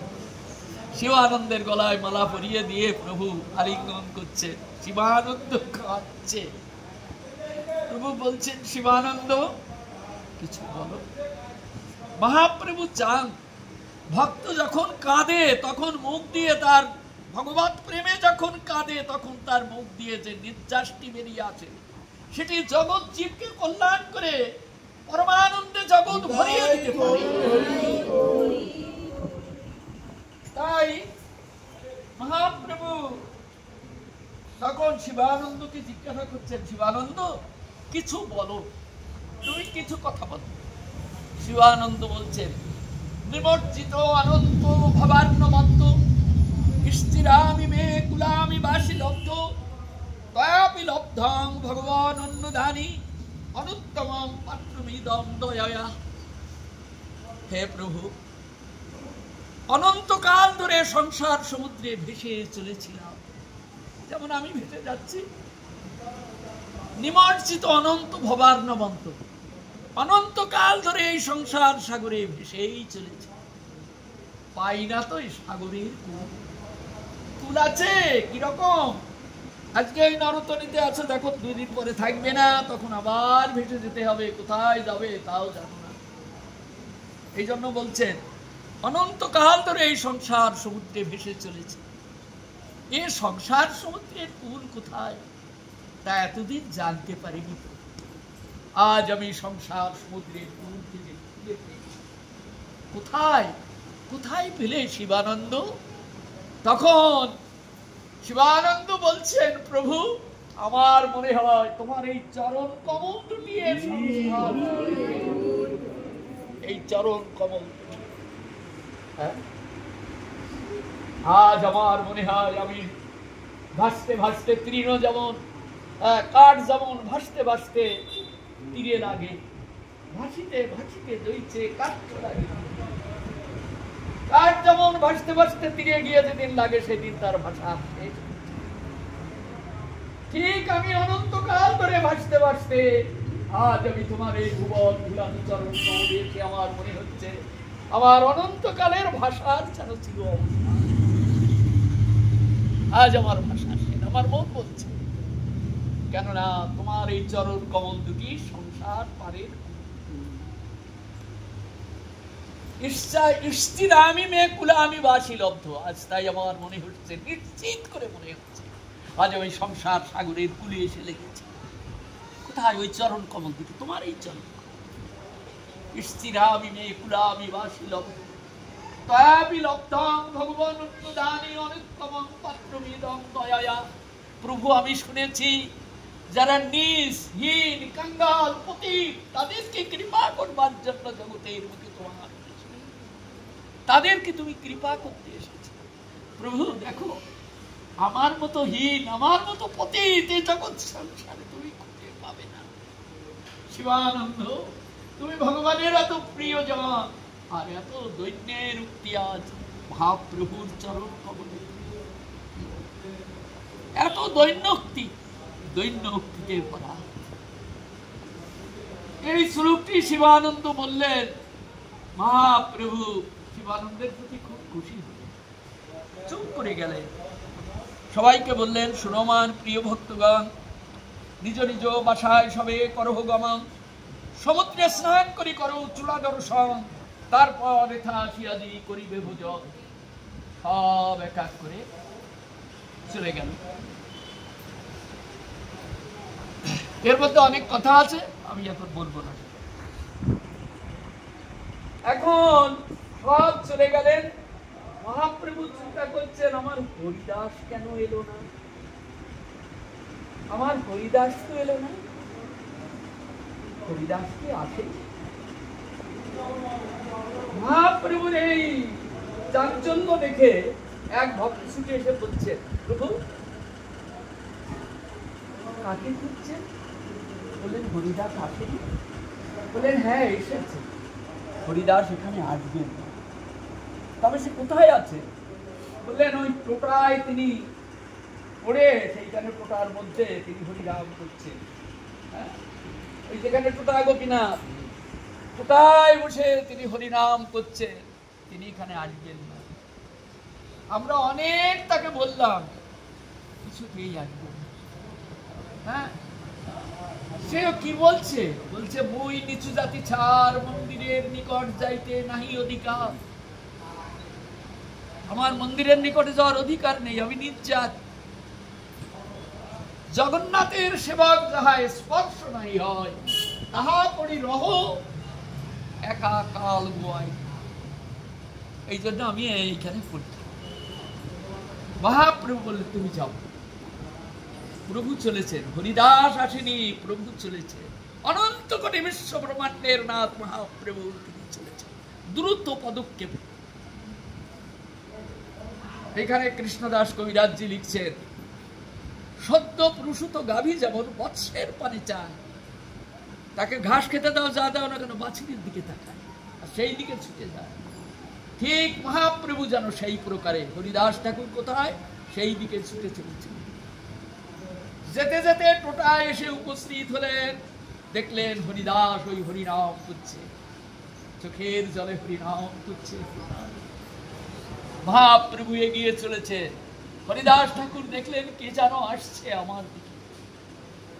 কে? ওই তো আমার হরিদাস। মহাপ্রভু এগোচ্ছেন, হরিদাস ঠাকুর এগিয়ে আসছেন, মহাপ্রভুকে প্রণাম করবেন বলে। তুমি এসেছো, আমি যাইনি, আমি তোমাকে কষ্ট দিলাম, তুমি এলে রৌদ্র মাথায় করে নিয়ে এই টোটা পর্যন্ত, আমি কি ভুল করলাম? না, আসছে এখন প্রণাম করছে হরিদাস, মহাপ্রভুকে প্রণাম করতে আসছে।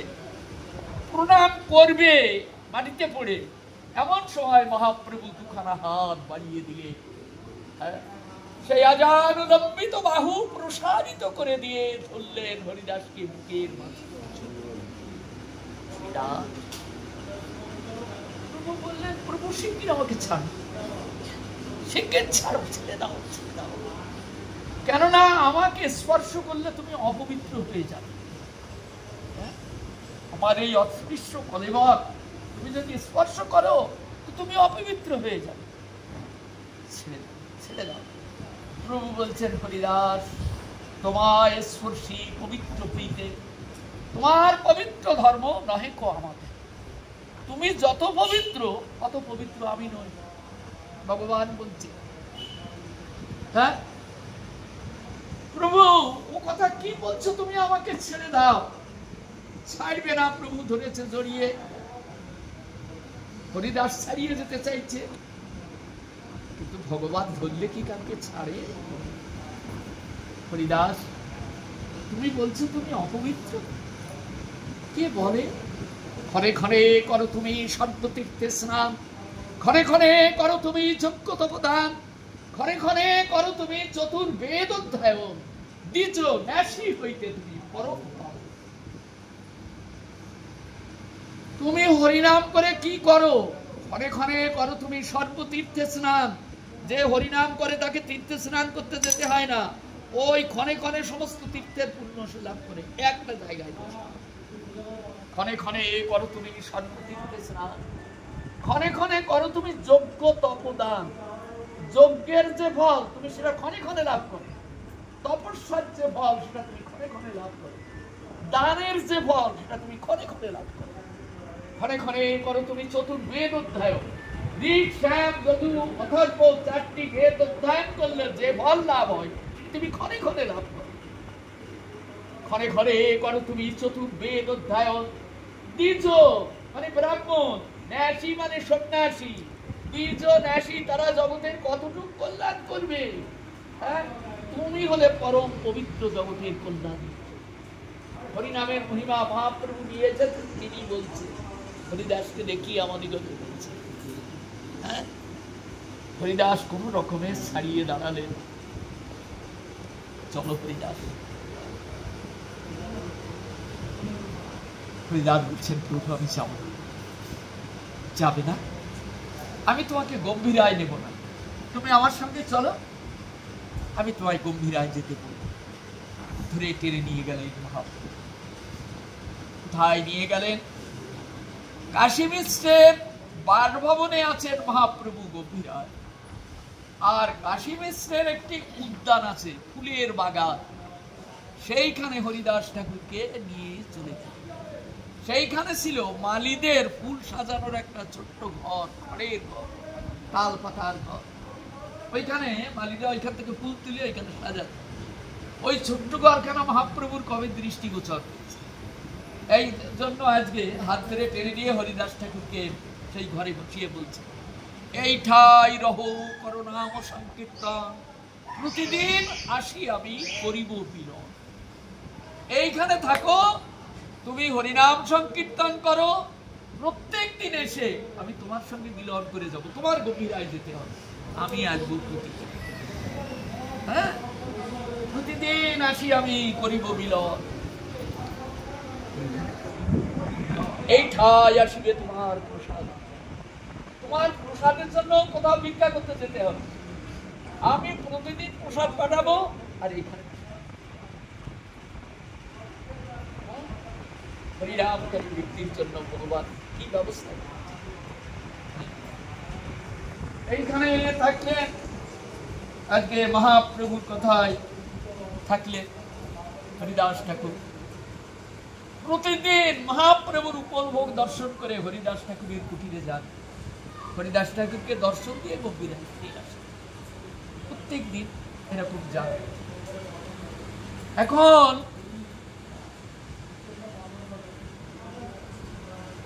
এই হরিদাস ঠাকুরকে দর্শন করে মহাপ্রভু চলে যান গম্ভীরায়। এইভাবে জগতের কাল যায়, দিন তো যাচ্ছে। এখন মহাপ্রভুর রাধা ভাব শরীরের মধ্যে এত প্রগাঢ় হয়ে উঠতে লাগলো যে আর তিনি থাকবেন, এরকম একটা ভাব হলো।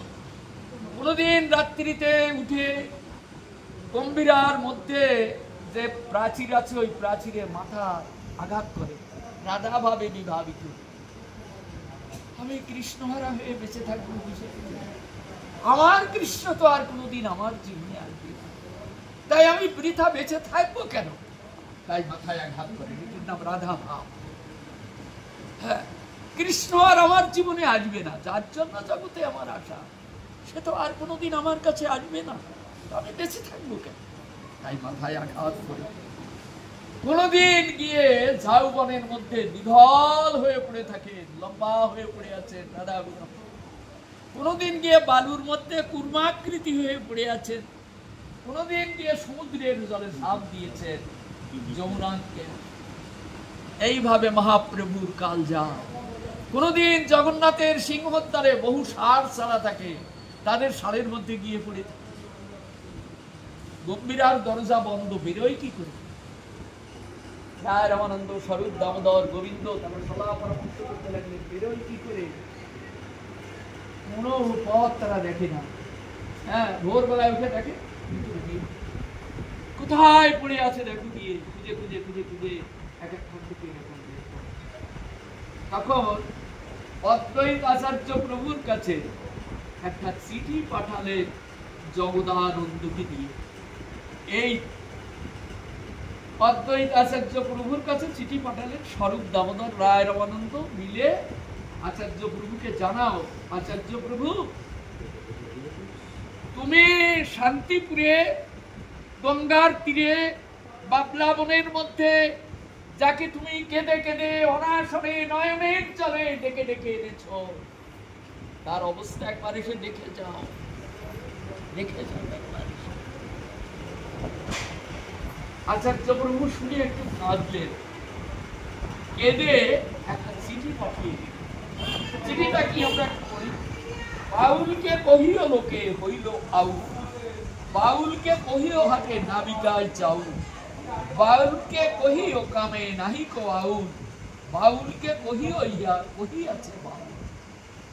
কি বুঝবে, কি বুঝবে কথা? স্বরূপ দামোদর বুঝলে না, কেউ বুঝলো। স্বরূপ দামোদর বুঝলে বাউলকে কহিও লোকে হইল আউল। বাউল মানে কি? যাদের ঘর বাড়ি সব ছেড়ে দিয়ে এই সব ভগবানের নামে কি ঘুরি বেড়ায়, হ্যাঁ, বলে না বাউলিয়া হয়ে গেছে। এইটাকে উদ্দেশ্য করে অদ্বৈতাচার্য প্রভু বলছেন বাউলকে কহিও লোকে হইল আউল। মানে মহাপ্রভু তো এইরকম বাউলিয়া হয়ে গেছে, ভগবানের নামে তার সব কিছু ডুবিয়ে দিয়ে এখন তার ঢের পর্যন্ত দিয়া। কিরকম বাউল? হ্যাঁ, এই লোকটাকে তুমি বলবে জগদানন্দ, এই লোকটাকে তুমি বলবে যে বাউলকে কহিও লোকে হইল আউল। প্রভু তোমার আর এ চাল চালতে হবে না। বলছে বাউলকে কহিও হাটে না বিকায় চাও, মানে তোমার এই চালটা হাটে গিয়ে আর বিক্রি করতে হবে। কিছু বিক্রি করতে গেলে যেমন হাটে যেতে হয়, তেমনি হরিনাম যদি বিক্রি করতে হয় তো মানুষের দরজায় যেতে হয়। তাহলে বাউলকে কহিও হাটে না বিকায় চাও, মানে তোমার যে চাল চালন ওটা আর হাটে বিক্রি করার দরকার নেই, আর দরকার নেই। তোমার এই চাল আর চালতে হবে না। তুমি যে মাথা ঘুরছো, এটা দেখাচ্ছ, ওটা দেখাচ্ছ, এই চাল তোমাকে আর চালতে হবে না। হ্যাঁ, কামে নাইকো আউল। তোমার এই কাম করে এখন এইরকম ভাবে তোমার কষ্ট করে লোকের জন্য এত কষ্ট আর করতে হবে না, আর এমনি করে তুমি দেহের কষ্ট তোমাকে পেতে হবে না। কেননা আমি শুনতে পাচ্ছি শান্তিপুর ডুবু ডুবু নদী ভেসে যায়। শান্তিপুর এখন ডুবে যায় তোমার প্রেমে, নদী তো ভেসেই গেল। দক্ষিণ দেশ ভাসিয়ে দিয়ে এলে, জগতে যেখানে যে ছিল আজকে হরিনামের পাগল হয়ে গেল। এর পরেও কেন তুমি চাল চালছো প্রভু? এর পরে আর কেন? ইহা কহিয়াছে বাউল, আমিও তোমার প্রেমে বাউল হয়ে গেছি, আমিও হারিয়ে গেছি, আমারও আর কষ্ট হারিয়ে গেছে। হ্যাঁ, অতএব একদিন তোমায় বরণ ডালা সাজিয়ে ডেকে এনেছিলাম গোলক থেকে বিলোকে, আজ সেই হাতে আমি তোমায় বিদায় ডালি সাজিয়ে দিলাম। চলে যাও তোমার নিত্য আনন্দময়, ফিরে যাও। অদ্বৈতাচার্য প্রভু চিঠিটা লিখে পাঠিয়ে দিলেন জগদানন্দকে দিয়ে। চিঠি এলো, চিঠি পড়ে শোনালে, চিঠিটা পড়ে শোনালে স্বরূপ দামোদর। স্বরূপ দামোদর নাম আগে না পড়ে কাউকে কিছু দিতে, গম্ভীরায় কেউ কিছু নিয়ে এলে স্বরূপ দামোদর না পড়লে সেটা মহাপ্রভুকে দেওয়া যাবে। স্বরূপ দামোদর পড়ে বুঝলেন, তখন মহাপ্রভুর হাতে দিয়ে তখন বলা বলি হতে লাগলো, আচার্য প্রভু বিদায় দিয়ে দিয়েছে, প্রভু আর থাকবে। হরিদাস ঠাকুরের কানে সংবাদ থাকে প্রভু আর থাকবে। হরিদাস ঠাকুর চিন্তা করতে লাগলেন, প্রভু থাকবেন না, আর প্রভু চলে যাবেন, আর আমি এইখানে বসে তাই দেখবো। পরের দিন মহাপ্রভু জগন্নাথের উপলভোগ দর্শন করে সেইখান থেকে বেরিয়ে এসে হরিদাস ঠাকুরের কুটিরে গেলেন। হরিদাস ঠাকুরের কুটিরে গেলে হরিদাস ঠাকুর অসুস্থতার মতো ভাব করলেন। হরিদাস, তোমার কি হয়েছে? এই অসুস্থতার কারণ হলো প্রভুর আগে আমি বিদায় নেব। আমার সামনে দিয়ে প্রভু চলে যাবে আর আমি দেখব, প্রভুর আগে আমি বিদায় নেব। কি করে আমি নিতে পারি? তাই ভাবতে লাগলে প্রভুর আগে আমি চলে যাব, কি করে যাব? এই জন্য অসুস্থতার ভাব দেখাচ্ছে। হরিদাস, তোমার কোন ব্যাধি কহ তো নির্ণয়, তোমার কি রোগ হয়েছে? প্রভু, আমার হরিনামের মালা জপ হচ্ছে না। আরে সারা জীবন তো জপ করলে এত, এখন বুড়ো হয়ে গেছে, একটু কম করে করো, এখন একটু অল্প করে করো।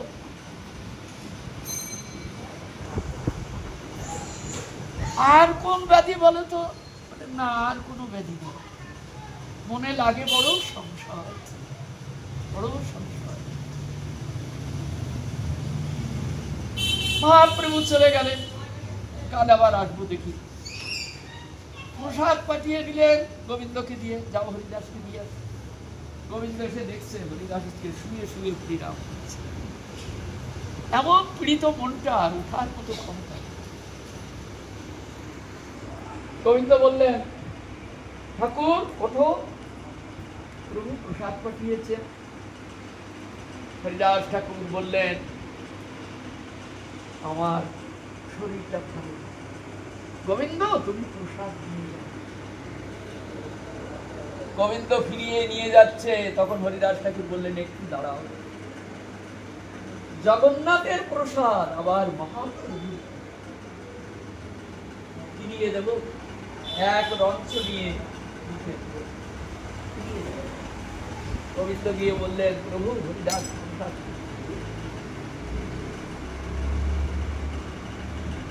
পরের দিন মহাপ্রভু জগন্নাথের উপর ভোগ দর্শন করে আবার এলেন। হরিদাস আজকে ভালো আছো তো?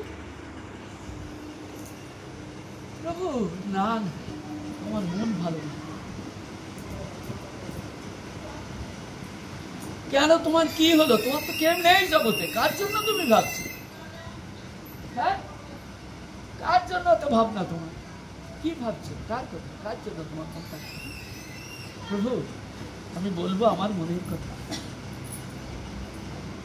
আমার একটা বাঞ্ছা চাই। কি বাঞ্ছা? নয়নে হেরিব তোমার ওচার বদন,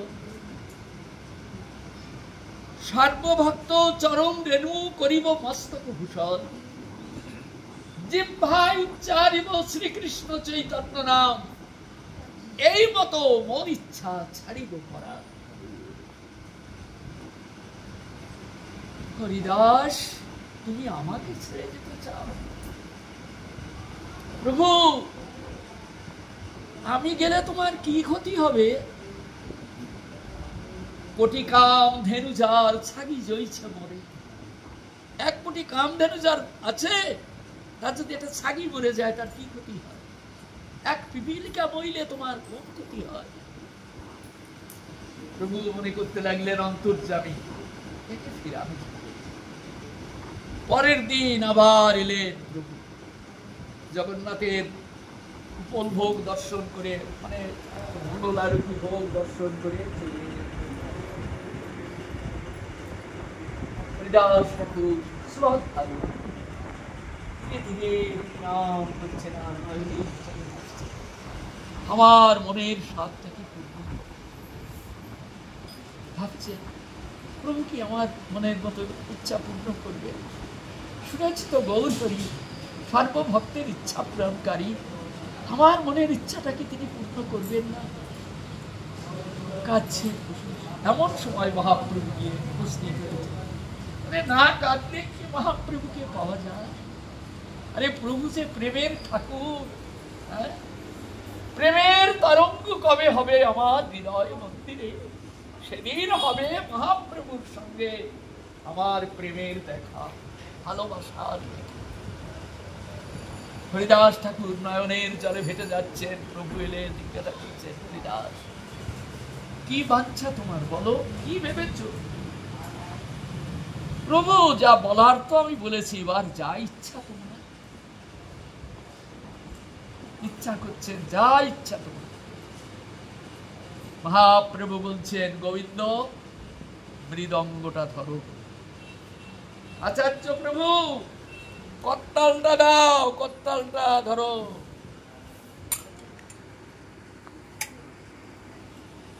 বক্রেশ্বর পণ্ডিত নৃত্য করো, শ্রীবার গান গাও, মুকুন্দ গাও, গাও গান।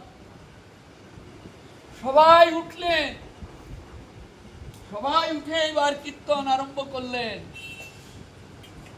মহাপ্রভু নিতাই চাঁদ নৃত্য করছে, বক্রেশ্বর পণ্ডিতকে নিয়ে কীর্তন হচ্ছে, হরিদান বেড়ে কীর্তন হচ্ছে। হরে কৃষ্ণ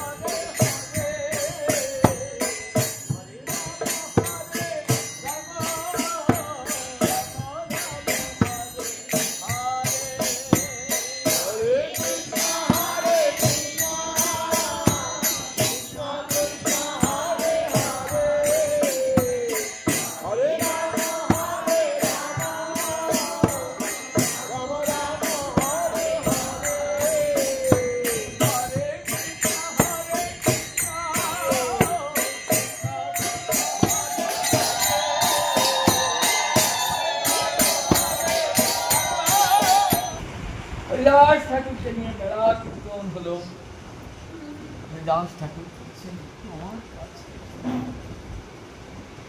মহাপ্রভু আসছে। হরিদাস ঠাকুরের কাছে বসালে, হৃদয়ে ধরিব তোমার চরণ কমল, চরণ দুটি ধরে টানছে, চরণ দুটি আমার বুকে রাখো। সর্বভক্ত চরণ রেণু মোর মস্তক ভূষণ। এই যে বেড়া কীর্তন হলো, সমস্ত ভক্তের চরণে রেণু চারিদিকে ছড়ার মাঝে, মাথায় মাখলেন চরণে জিহ্বায় উচ্চারিব শ্রীকৃষ্ণ চৈতন্য নাম। এতদিন ধরে হরে কৃষ্ণ নাম করেছে, আজকে জিহ্বায় উচ্চারণ করছেন শ্রীকৃষ্ণ চৈতন্য। এটা তার বাঞ্ছা, শ্রীকৃষ্ণ চৈতন্য। কেননা এই হরিনামের মালিক হলেন এই শ্রীকৃষ্ণ চৈতন্য। শ্রীকৃষ্ণ চৈতন্য। তাই মনের স্বাদ আমার এই জিহ্বাটা দিয়ে জগৎবাসীকে জানিয়ে যাব। যদি কারুর কলিযুগে ভক্ত হতে ইচ্ছা হয়, তবে প্রাণ ভরে জিহ্বায় উচ্চারণ করো শ্রীকৃষ্ণ চৈতন্য, তারই ভক্ত হও। তাই জিহ্বায় উচ্চারণ করলেন শ্রীকৃষ্ণ চৈতন্য। মোর ইচ্ছাই মতো ছাড়িব প্রাণ। এইভাবে শ্রীকৃষ্ণ চৈতন্য নাম উচ্চারণ করতে করতে প্রাণটা ছিঁড়ে গেল হরিনামের মধ্যে। চতুর্দিক হরিনামের ঝঙ্কারে একবারে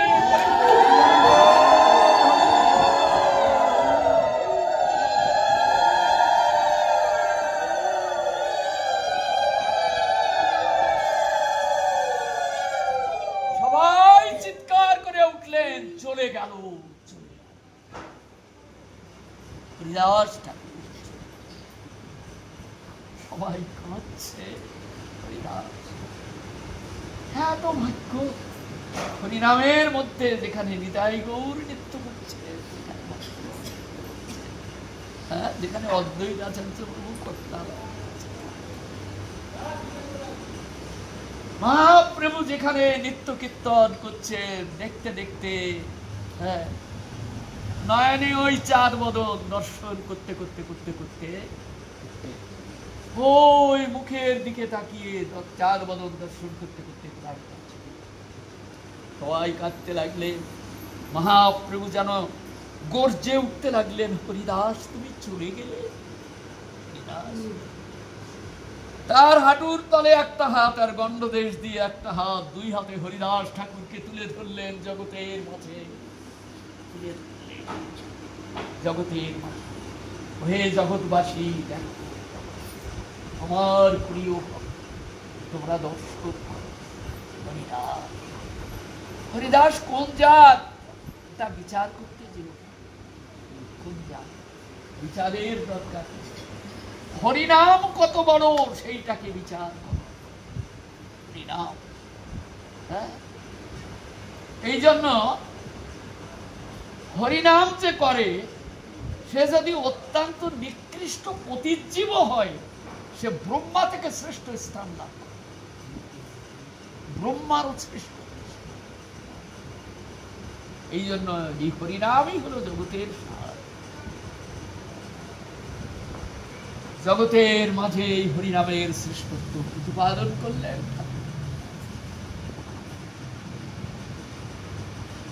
এই সকাল বেলায় যা হয়েছিল এই ঘটনাটা এই পর্যন্ত বললাম। হরিদাস ঠাকুরের তো কেউ নেই, এখন কে কে গলা দড়ি বাঁধবে, এখন কে নিয়ে যাবে? হ্যাঁ, ছেলে ফেলে থাকলে তো তারা এইসব করে, এখন নিয়ে যাবে কে? প্রভু বললেন সব আনো, সব আনো, হরিদাসকে দিব্য বিমান তৈরি করে তাতে সাজাও। এই যে আমার পরম ভক্ত জগতের মুখ থেকে আজকে বিদায় নিয়ে চলে গেল, তার কেউ নেই। লোকে বলে যার কেউ নেই তার ভগবান আছে, তাই হরিদাসের কেউ নেই, আমি আছি তার পাশে। এমন করে কত ফুল দিয়ে দিব্য বিমান তৈরি করলেন ভক্তরা, জানি না কতই না সুন্দর, কত ফুল কত মালা সাজালো দিব্য বিমান। দিব্য বিমানে সাজালো এইখানে, এই কাশী মিস্টের এই বা সেই পুষ্প উদ্যানে, সেইখানে ছিল একটা বকুল গাছ। ওই বকুল গাছটি গ্রীষ্মকালে, ফুলের বাগানে বড় গাছ নেই, হরিদাসের মাথায় তাপ লাগবে, সেই জন্য গ্রীষ্মকাল আসার আগেই মহাপ্রভু জগন্নাথ বকুলের ডাল দিয়ে দাঁত মাজত। একখানা ডাল মহাপ্রভু সে এনে হরিদাসের কুটিরের পেছনে পুঁতে দিয়েছিলেন, দিয়ে বললেন তুমি বাড়ো। দেখতে দেখতে বকুল গাছ একেবারে পাতায় ফুলিয়ে একেবারে পরিপূর্ণ হয়ে গেল। সেই শীতল ছায়ায় হরিদাস ঠাকুর ভজন করতেন। ভগবান যে যেমন লোক তাকে তেমনি জায়গা করে দেন। তাই এই সেই বকুল গাছটি হরিদাসের প্রাপ্তির পরে জগন্নাথের রথ তৈরি হয়, প্রতি বৎসর 3খানা রথ তৈরি হয়, জঙ্গল থেকে কাঠ আসে। এবার রথ তৈরি করতে গিয়ে একখানা কাঠের অভাব পড়লো জগন্নাথের রথে, সেটা আর কোনো জায়গায় মেলে না। দেখলো এই বকুল গাছটায় ওই ডালটা দিলে ওইটা মিলবে, ওই ডালটা কেটে কাটতে গেল। যখন কোপ দিল তখন দরদর করে রক্ত পড়তে লাগলো, ভয়ে পালিয়ে গেল। সেই থেকে এই বকুল গাছটির নাম হলো সিদ্ধ বকুল। এই সেই সিদ্ধ বকুল তাল থেকে হরিদাস ঠাকুরকে বিমানে করে ভক্তরা নিয়ে চলেছেন। কোথায় নিয়ে চলেছেন? সমুদ্রের তীরে। এইভাবে হরিনাম করতে করতে তারা সমুদ্রের তীরে গিয়ে উপস্থিত। সমুদ্রের তীরে চলে গেলেন হরিনাম করতে করতে, কত নাম সংকীর্তন হতে লাগলো। সমুদ্রের তীরে গিয়ে মহাপ্রভু হরিদাস ঠাকুরকে স্নান করালেন। এমনি করে হরিদাস ঠাকুরকে মহাপ্রভু সমুদ্রের তীরে স্নান করিয়েছিলেন। আর হরিদাসের স্নানের জল গড়িয়ে গড়িয়ে গিয়ে সমুদ্রে পড়েছিল। মহাপ্রভু বললেন আজ থেকে সমুদ্র মহাতীর্থ হইল। তার চরণের জল গড়িয়ে, এতদিন সমুদ্র তীর্থ ছিল, আজ থেকে মহাতীর্থ হরিদাস ঠাকুরের চরণের জল। এই জন্য সমুদ্র একটা মহাতীর্থ। এই সমুদ্র তখন মহাপ্রভু কি করলেন? বললেন হরিদাসকে সমাধি দিতে হবে। সমাধি, সে চিরদিন জগতের বুকে ছিল অটুট হয়ে। তাই সমুদ্র তখন আরো কাছে ছিল, হরিদাস ঠাকুরের সমাধি যেখানে আছে প্রায় ওইখানে ছিল। সমুদ্রের তীরে সমস্ত ভক্তরা বালু খুঁড়লেন। বালু খুঁড়িয়ে মহাপ্রভু স্নান করিয়ে, নূতন বস্ত্র পরিধান করিয়ে, সমস্ত গায়ে প্রসাদী চন্দন মেখে দিয়ে, সুগন্ধি দ্রব্যাদি দিয়ে, ফুল দিয়ে, মালা দিয়ে সেইখানে বসিয়ে হরিদাস ঠাকুরের গায়ে বালু দিলেন মহাপ্রভু। বালু দিলেন।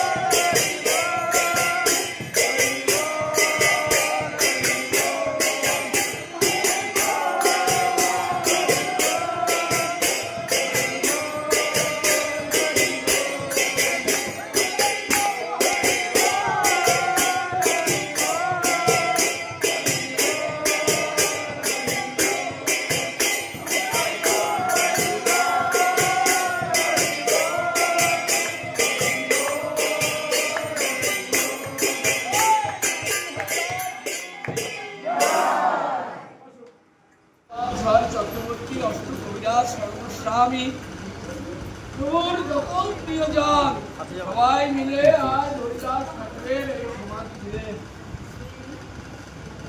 সমাধি দিয়ে মহাপ্রভু তাতে ফুল দিয়ে হরিনাম সংকীর্তন, সমুদ্রে স্নান, পরিক্রমা এবং কাপড় দিয়ে সমাধি ঢেকে প্রভু এখন বলছেন, হে ভক্তগণ, হরিদাসের তো কেউ নেই, তার কৃত্যাদি আমি কি করে করব? প্রভু বললেন, চলো তোমরা সবাই। প্রভু কি করলেন? ওই লম্বা লম্বা পা ফেলে একবারে সমুদ্রের তীর থেকে সিংহদ্বারে চলে এলেন। জগন্নাথের সিংহদ্বার, উপদ্বার। সিংহদ্বারে এসে মহাপ্রভু আঁচল পেতে দাঁড়ালেন। মহাপ্রভু আঁচল পেতে দাঁড়ালেন। প্রভু আমার আদি আঁচল পেতে ভিক্ষা মাগে, আঁচল পেতে ভিক্ষা মাগে। ওহে পছারি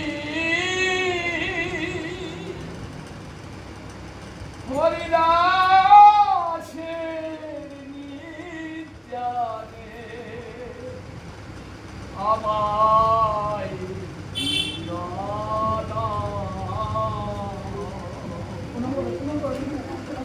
কিছু হরিদাসের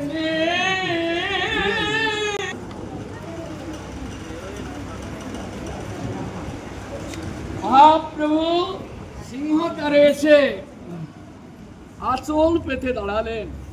প্রভু আমায় ভিক্ষা দাও।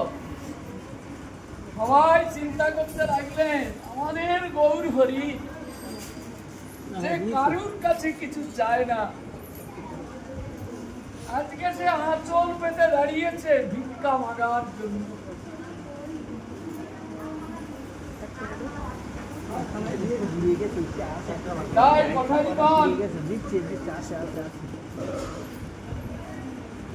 চিন্তা করতে লাগলেন, প্রভুকে কি ভিক্ষা দেব, প্রভুকে কি ভিক্ষা দেব।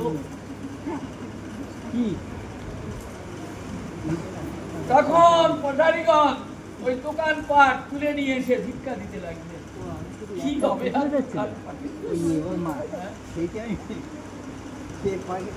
কি আর হবে? তখন মহাপ্রভু সেই যে আঁচল পেতে দাঁড়িয়েছিলেন, আঁচল আর ধরছে না, আঁচলে আর ধরছে না।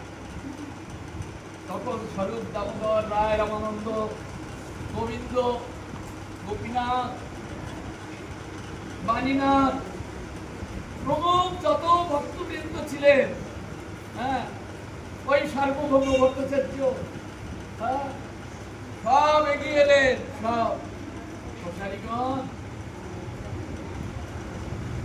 মহাপ্রভু আসলে আর চাপাই প্রভুর এমন কোমল অঙ্গ, অত ভার উনি কেমন করে সইবেন, তোমরা আমাদের কাছে যাও। প্রভু এইভাবে প্রভুর পরিকর বৃন্দ নিয়ে এইভাবে মানে বসারির আজকে এত দিলেন, তারা মনে করতে লাগলেন পয়সাটা তো জায়গা মতো ব্যয় করতে হয়। তারা মনে করতে লাগলেন আজ আমাদের জীবন ধন্য, প্রভুকে দিতে পেরে তারা জীবন ধন্য মনে করলেন। এখন সব প্রসাদ ওইখান থেকে নিলেন। কাশী মিশ্রের পরিচয় পাত্র যারা ছিল সবাই কাঁধে করে করে নিয়ে যেতে লাগলো হরিদাস ঠাকুরের সেই সিদ্ধ ভক্তি।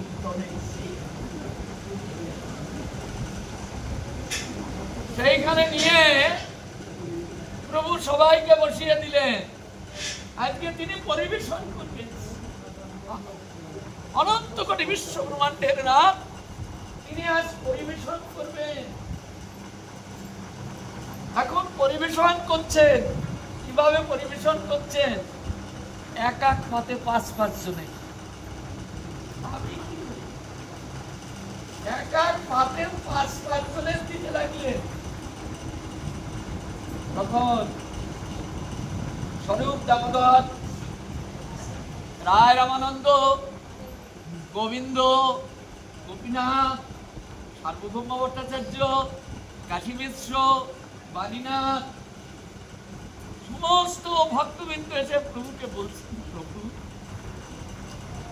এই এক এক পাতে 5 জনের দিচ্ছেন, প্রসাদ তো নষ্ট হয়ে যাবে, এত প্রসাদ কি করে এরা পাবে?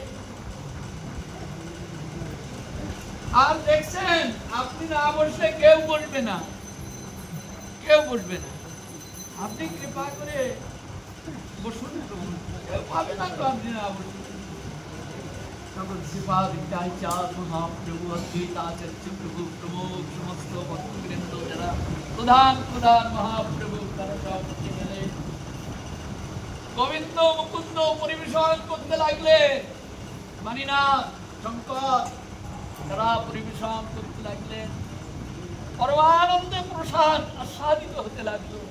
আজকে পরমানন্দময় প্রসাদ তারা খেতে লাগলেন আর বলতে লাগলেন। প্রভু বলছে, হরিদাসের বিজয় উৎসব যে কইল,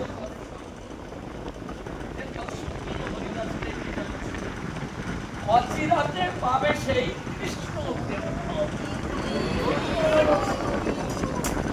আর একদিন না একদিন কৃষ্ণ প্রেম জাগবে হৃদয় মন্দিরে, জেগে উঠবে কৃষ্ণ প্রেম। বলতে হবে না কিছু, কৃষ্ণ প্রেম জেগে উঠবে।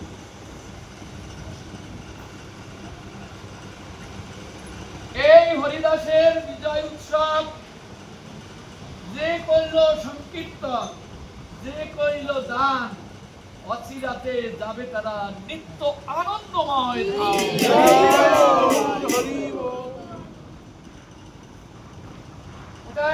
মহাপ্রভু এইভাবে হরিদাসের বিজয় উৎসব এইভাবে সম্পন্ন করলেন। আমরাও আজকে কিঞ্চিৎ আস্বাদন করে এখানে এই বিজয় উৎসব আমরা সম্পাদন করছি। জয় জয় শ্রীরাম।